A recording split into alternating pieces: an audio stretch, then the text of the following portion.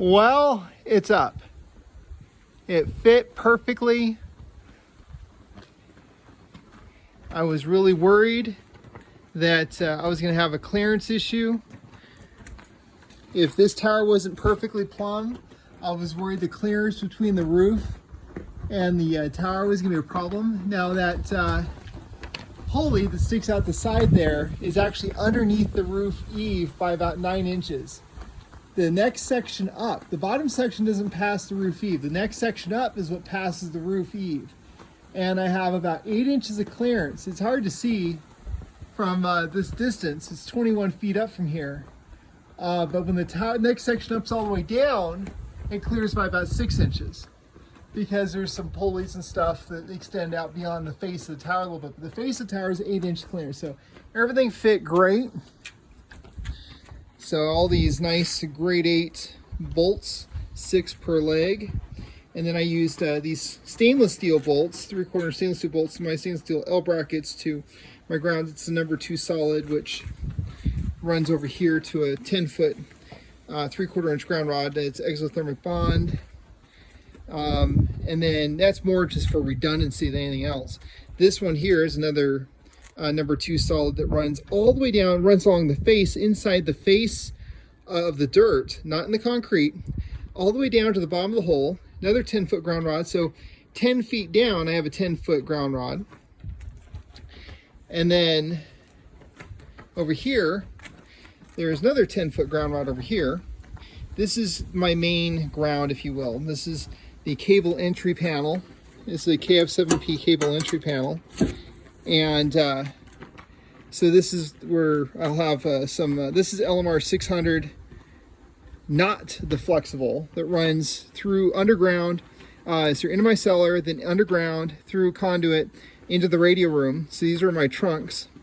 And this is for HF, this is for VHF, UHF. These are surge suppressors and static bleed-off devices. They actually have a big inductor to ground inside of them. And they're DC blocks, so no DC makes it from this side to here. There's a big inductor to ground on this side, so it discharges any static or any DC or any voltage whatsoever below about a megahertz down to through the inductor. And then there's a static bleed-off resistor on the radio side on both of these. These are surge suppressors for the Step IR DB36, and this is for the Orion OR 2800 G2 rotor, which I have up there.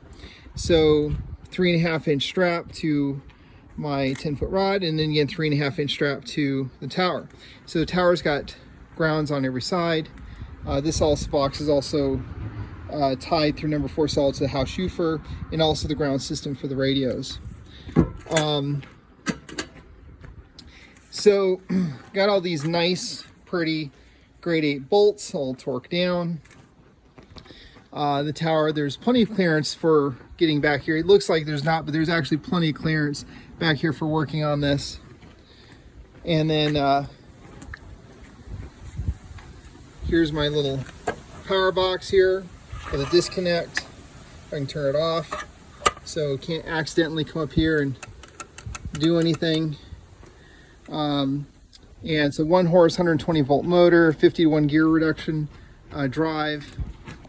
And this tower's got it's a Tashjian DX70, very heavy duty tower. It's got the limit switches top and bottom.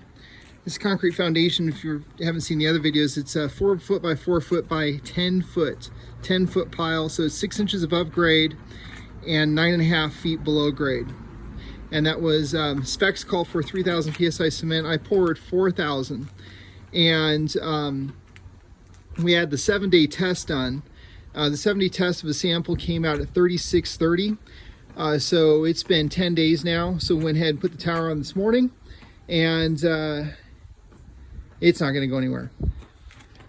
This is 3/8 Dacron rope that I have running from the top coax hanger.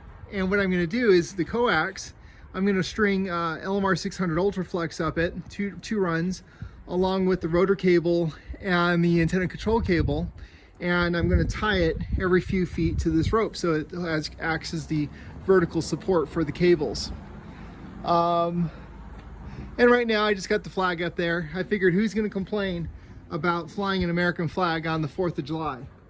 So it's the 2nd of July. I got a big flagpole.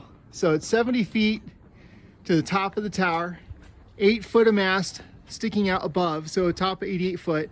I have a Diamond X300, which is 10 feet. They'll be on top of that. So the very tip top of this will be 88 foot. I'll have the DB36 at the 72 foot mark, or 2 feet up on the mast.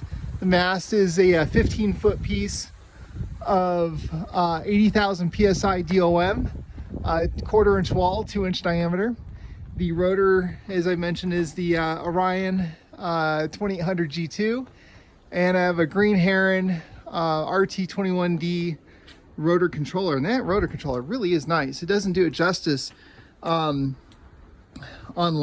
You get one, it's a nice piece. So there it is. It's up. For right now though, what I'm going to take down this 36 foot, 40 foot push-up mast. I'm going to move over my 75 meter dipole to the tower. I'll put the 2 meter 440 up there. And then for right now, while I'm waiting for the step IR, I'll probably put up a 4-element 204BA for 20 and a Cushcraft D40 rotatable dipole for 40. And that'll get me on the air while I put together the step IR. It's going to be a few months before that's ready to go. There you go. There's the update.